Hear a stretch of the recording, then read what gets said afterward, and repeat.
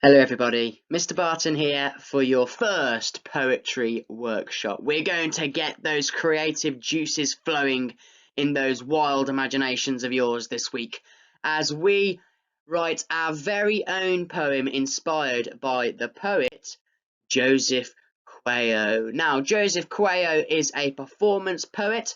He's also an author and a play script, and he won an award, the Centre of Literacy Poetry Award in 2015 for his book, The Werewolf Club Rules, which is a book that I highly recommend, full of lots of his poems. And Kwai Oh, he tours nationally, sharing his poem with the people. He visits schools, universities, libraries, and theatres. And finally, you might have recognised his face before because he did a lot of work with the Premier League stars for a poetry competition, and he's appeared on CBBC and CBeebies, where he has been a guest poet on the programme Rhyme Rocket. Now, what we're going to do this week is we are going to write our very own poem inspired by one of his. I am a massive fan of Kwai Oh, and in particular a poem which I studied when I was at university, studying to be a teacher. I was very lucky that I was lucky enough to meet Joseph Kwai Oh himself, and he really opened the doors for me in terms of teaching poetry and how poetry can actually be exciting.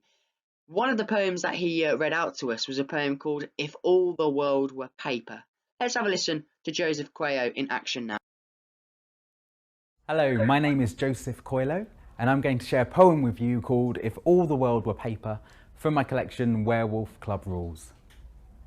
If all the world were paper, I would fold up my gran and take her everywhere I go. I would laminate my baby sister in bubble wrap and lay her to sleep in unbound fairy tale book pages. And should she get scared, rip every fear, shred every scream, tear every tear. If all the world were paper, I would rebind my grandfather, smooth out the dog ears to all his stories, place his younger days in a zoetrope, and flush the harrowing chapters down an ink-gurgling well.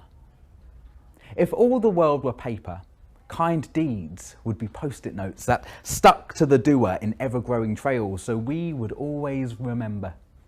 Friends would come with perforated lines so you could keep their best bits with you at all times. If all the world were paper, Christmas wrapping foil and birthday cards would follow you to school. If all the world were paper, dreams would be braille so we could read them whilst we slept. Nightmares would be shopping lists because shopping lists are so easy to forget. If all the world were paper, arguments would rustle before they started and could be put right with a little tape. If all the world were paper, we could paperclip families together, draw smiles on all the sad faces, rub out the tears, cover our homes in Tipp-Ex and start all over again.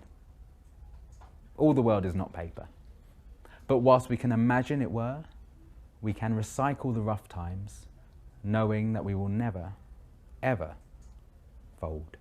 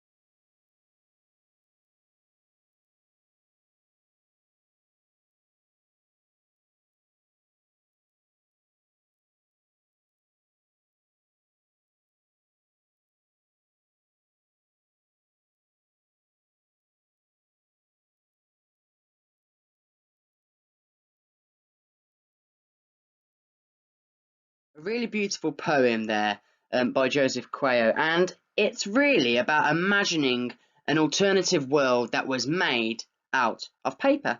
What sort of things would you be able to do there? Now, I was thinking whilst reading that poem and listening to that poem of a world made out of paper and what sort of things I could do in that world. For example, I thought about all the mistakes that I've ever made. I could just rub them out using an eraser, okay, or maybe go over them in Tipex.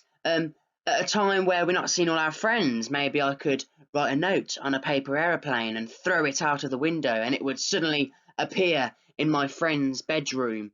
Of course, it's a challenging time for all of us at the moment. So, what we're going to do is we're going to write our very own poem inspired by this one. And you might have recognised there was a little bit of repetition going on in that poem. At the start of every stanza, we heard, "If all the world were paper."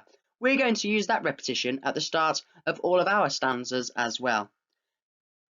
He uses language that connects to the paper, and that's what we're going to look at today. We're going to look at language and how to connect it to a theme for our poem. He uses his imagination to create his own world, and in a minute, what I'm going to ask you to do is I'm going to ask you to look at the poem again and identify any language that you can see that connects to paper in some way. And in particular, I'm really interested in the nouns and the verbs that he's used to connect to paper. Now, don't worry if you've forgotten what a noun or a verb is, because Mr. B is here to save the day. Nouns. What's a noun, Mr. Barton? Well, a noun is a person, place, object, or thing. And a verb is a word. A verb is a verb. A verb is a word used to describe an action, a state, or an occurrence. Now, I've taken a few of the sentences from the poem and I've put them there for you to have a look at. Can you identify for me the verbs and the nouns that are in these sentences? Just going to pause the video a second and you can have a check for those verbs and those nouns. Okay, hopefully you've done that now, and we're going to take a look together at some of those verbs and nouns. So the first sentence, I would fold up my ground. Well, fold is an active word. It's a word, we could do that action. We could fold up a piece of paper. Okay, so we've got a verb there that really connects to our theme of paper. I would laminate my baby sister in bubble wrap. Now we've got the verb laminate, and we've got this idea of the narrator really wanting to protect his baby sister, not wanting her to get hurt, so he's wrapping her, he's laminating her in bubble wrap. Now, bubble wrap is a noun because it is a thing. Okay, so we've got two verbs and we've got a noun so far. All of these connect to paper in some way. Kind deeds would be post-it notes. Okay, again, we've got this idea of paper through the use of post-it notes. And finally, that last sentence, arguments would rustle. Okay, rustle is a verb. It's something that we can do to paper. We can rustle it, we can rip it, we can scrunch it up. Okay, so these are all different types of verbs that Kwai Oh has used in his poem. What I want you to do now, and you will have to pause the video to do this, is I would like you to circle if you can print this picture off, or if not, don't worry, I would just like you to write any words in this poem that connect to paper in some way or another. There could be nouns, there could be verbs, but any words at all that connect to paper. You ready to do it? Right, pause me now.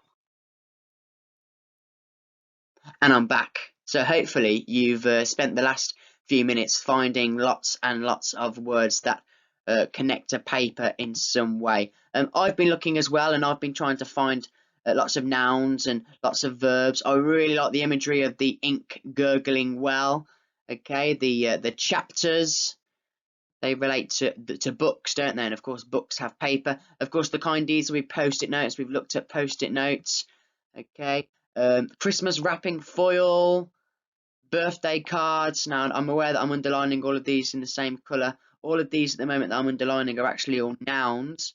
Okay, but you might have found some verbs as well. For example, rip, shred, and be careful of this homophone. We've got tear, tear every tear. Really strong imagery, again connecting to that theme of paper. Okay, we've got the verb rustle over here. And this idea of paper clipping families together, drawing smiles on the sad faces, okay, rubbing out the tears and covering our homes in Tipp-Ex. And we can start all over again. So you see in every single stanza, Kwai Oh uses this imagery, this language that connects to paper. You are going to create your own poem, inspired by If All the World Were Paper. But what you're going to do is you're going to replace paper with something else. Now, I want you to pick something that you are interested in, somewhere or something. It could be anything, but beware, you need to be able to think of lots of words that relate to this thing. So some good examples you might want to choose from for this could be chocolate, if all the world were chocolate, if all the world were a school, if all the world was a playground, if all the world was a beach. Just imagine sitting on a sunny, warm beach right now. A forest, the ocean, a pet shop, maybe if all the world was a theme park. And what I want you to do is I want you to mind map words that relate to your theme. That's your task for me today. You will need a sheet of paper, a pencil or a pen, and I don't mind how you do this. You can either just draw one mind map with lots of nouns and lots of verbs that relate to your theme, or you could have one mind map on one side of your paper, one mind map on another, and have one mind map for your nouns. Remember, that is a person, place, object, or thing, and a separate mind map for your verbs. Now I'm going to show you an example now, so don't fear. Mr. Barton is here. If all the world was a school, right, I need to think of some nouns that I might want to put in my poem to describe the school. Okay, so can you think of anything that I might use to describe a school? What kind of words might I use? Let's see if I think of any of the same ones that you do. I thought of friends, paper, library, whiteboards, teachers, detention, and parents and guardians. Make sure that that detention for Key Stage 2 children is still going, because if they're being naughty, they need to be told. Assembly, corridors, chairs, the playground, head teacher, and pencils. Now, these are lots and lots of nouns that I've chosen, but there are hundreds more that I could have picked to describe a school. So what I want you to do now is I want you to pick one theme, and I want you to mind map as many nouns and verbs, if you'd like to, on your mind map. Now, with verbs, often it's a good idea to look at your nouns and think, right, what could I do? What's the doing words for these nouns? For example, the teacher, well, I listen to the teacher. The whiteboard, well, I can write on a whiteboard. Numbers, I can count numbers. I can sing in assembly. I can read a book in my book corner. I can run on the playground. I can play with my friends. I can talk to a teacher. I can eat my packed lunch. I can open and close the doors. Okay, I can share my food, or I can share my thoughts with my friends, and I can care for other people as well. Really good idea to look at your nouns. So going back to the last slide, look at your nouns and then look at your verbs. The verbs and the nouns will kind of go together, and they'll go together in a lot more detail tomorrow when we start to formulate sentences for our poem. So I hope you're all right doing that. If you're not, make sure you send me an email on the Year 3 email address that is over on the Facebook page and the school website. And let's get started mind mapping some ideas for our wonderful If All the World Were poems. Thank you for joining me. Okay, stay safe, stay healthy, keep smiling, and I will see you later, guys. Bye-bye.